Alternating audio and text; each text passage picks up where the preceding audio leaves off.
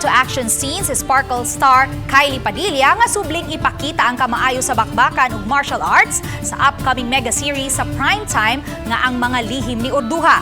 Pero ang iyang pagpangandam dili lang kuno physical.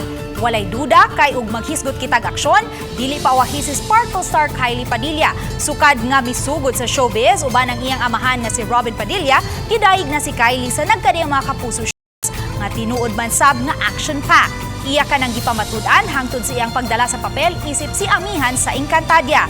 Nasuwayan na ang ikasarang ug kalig-o ni Kylie gikan sa dugay nga training sa martial arts.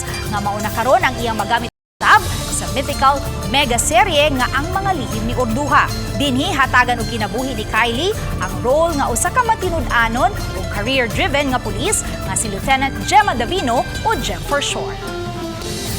Ito talagang mas realistic siya. Ang saya. Kasi feeling ko, yung show na to, ang dami talaga naming pillars to make it a good show.